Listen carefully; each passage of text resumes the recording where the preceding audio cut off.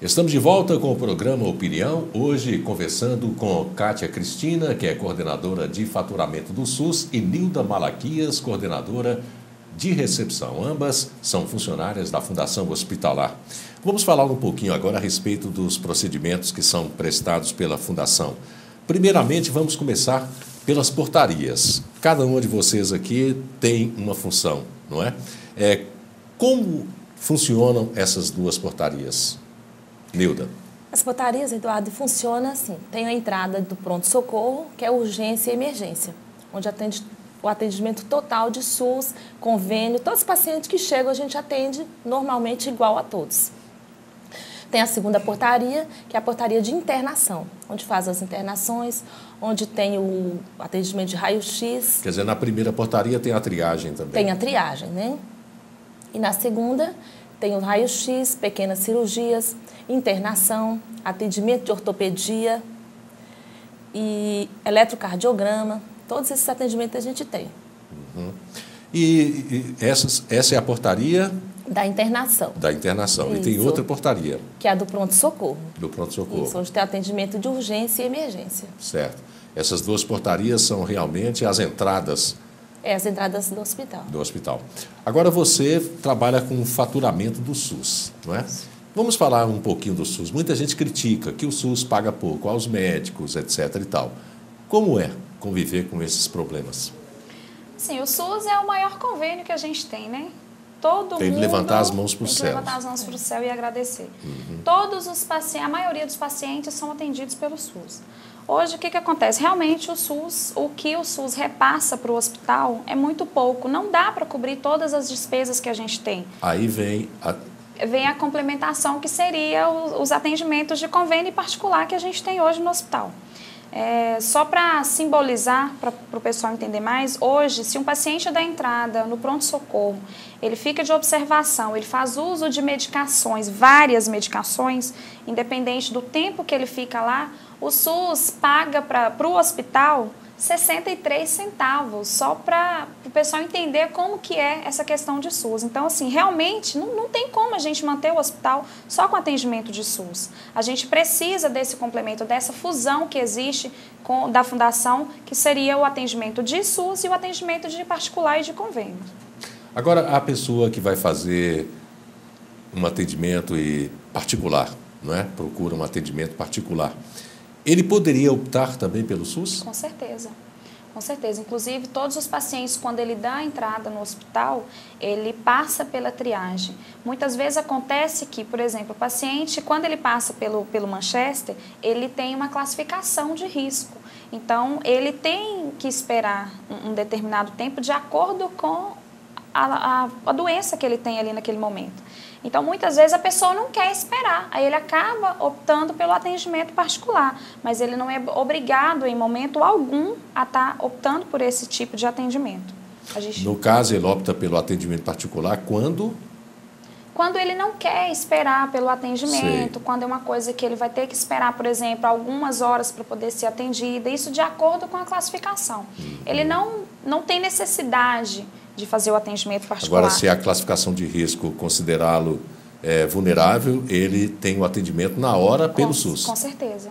Com certeza. Agora, se ele puder esperar mais 2 dias, se ele quiser antecipar, aí ele faz através do meio particular. Ou pelo convênio. Inclusive, quando o paciente dá entrada hoje no pronto-socorro, ele passa, é feito a fichinha dele na recepção, passa pela triagem. Muitas vezes o paciente chega lá dentro, quando ele chega lá dentro é que ele fala, eu tenho convênio, eu gostaria de ser atendido pelo meu convênio. Aí o paciente, a gente cancela aquele atendimento do paciente SUS e o paciente passa a ser atendido pelo seu convênio. Então, a gente não obriga o paciente a ser atendido pelo convênio ou ser atendido pelo particular. Isso é uma opção do paciente. Você dizia, Kátia, que nesta segunda-feira a Fundação recebeu 5 pacientes, não é? em estado grave, não é? Que se a Fundação não existisse no modelo que existe hoje, essas 5 pessoas teriam morrido? Eu acredito que eles teriam grandes chances de que isso acontecesse, Eduardo. Antigamente, quando a Fundação não dispunha de todos os recursos que a gente tem hoje, tipo tomografia, CTI, esses pacientes eles tinham que ser encaminhados para Montes Claros. E quando chegava em Montes Claros, muitas vezes chegava, demorava a ser atendido, às vezes não tinha um leito para o paciente.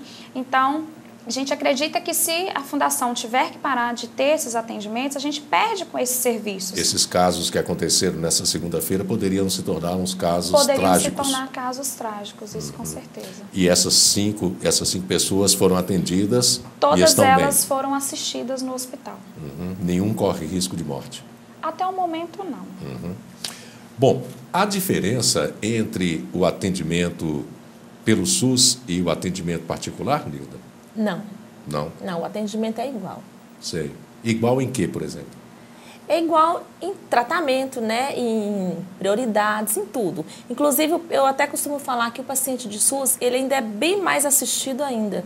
Porque o paciente de convênio, quando ele chega, ele é atendido, ele tem a mesma espera que o SUS. Porém, o paciente de convênio, para ele ter isso, ele tem que pagar por isso. E o paciente de SUS, não, ele tem tudo. O paciente de SUS, ele chega na fundação, ele entra na urgência, ele precisa de uma tomografia, é feito. Ele precisa de um raio-x, é feito. Exame de laboratório, todo atendimento, medicação, tudo ele tem. Então, assim, ele não paga nada por isso. E ele não tem que esperar também. Sim. É de imediato. Certo. Dependendo da classificação. Da classificação, isso. Hoje, lá, na questão de CTI, como é que está esse quadro lá hoje? Vocês estão com alguns pacientes nessa situação? Nós temos praticamente 100% de lotação de CTI. 100%. Então, assim, é bem expressivo o número que a gente atende lá no hospital. Então, a gente conseguiu já salvar muitas vidas com o CTI que a gente tem aqui. E isso é muito bacana. Pois é, e a Fundação está com a expectativa de aumentar ainda mais o leque de procedimentos, com neonatal, com outros tipos de procedimentos, né? Eu não sei se neonatal seria o caso, mas vocês poderiam adiantar o que se pretenderia para frente na Fundação? O neonatal é um sonho nosso, né? E, assim, um sonho que, se tudo correr bem, é um sonho para esse ano, se Deus quiser. E isso é uma coisa que melhoraria e muito o atendimento das crianças, dos recém-nascidos e das mães também, né? Hoje a gente precisa encaminhar as nossas gestantes de alto risco para Montes Claros. Ainda? Ainda. Quer dizer, se interromper o trabalho da Fundação, esse quadro vai piorar sensivelmente. Com certeza. Voltando ao movimento, não é? Vocês sentiram algum tipo de hostilidade durante o trajeto que vocês fizeram pela cidade? Não. Não? Foi tudo tranquilo? Não, pelo contrário. Assim, as pessoas perguntavam para a gente o porquê da gente estar na rua. A gente parava, a gente explicava, orientava. E as pessoas estavam sem entender. Muitas acharam um absurdo o que eles estão querendo. Quando a gente passava, mostrava, explicava realmente como que anda a situação, o pessoal ficava abismado. Sei. Eles entendem que a Fundação hoje é um bem para a população. Então, se esse serviço deixar de existir, a população toda perde. Me parece que vocês também estão confeccionando alguns panfletos para passar maiores informações para a população. Na verdade, como a gente decidiu de última hora fazer o movimento, né, nós não tivemos tempo hábil para isso, mas a gente está se programando para começar a soltar os panfletos de divulgação para a população, de conscientização, mostrando, explicando como que realmente está, como que é feito o nosso atendimento, porque tem muita gente que não conhece, não sabe como que funciona. Né?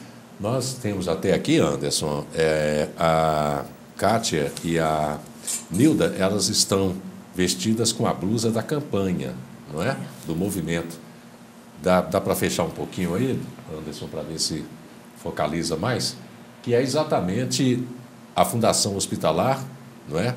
Passando para a população a crença de que realmente ela presta um bom serviço e precisa do apoio da comunidade.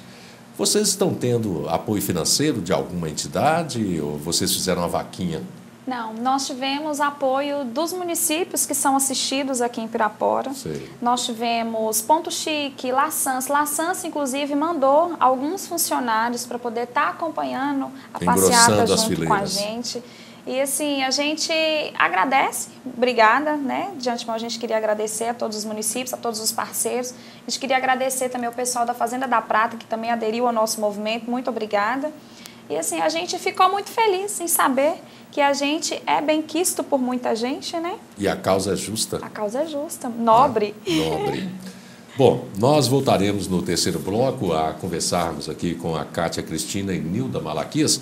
Vamos falar a respeito das tomografias que estão sendo realizadas pelo SUS aqui em Pirapora e vamos saber delas se a Fundação não estivesse exercendo o que exerce em Pirapora, como ficariam esses pacientes que precisaram dessas tomografias. Também vamos falar a respeito dos equipamentos que a Fundação coloca à disposição da saúde popular em Pirapora. Voltamos daqui a pouquinho.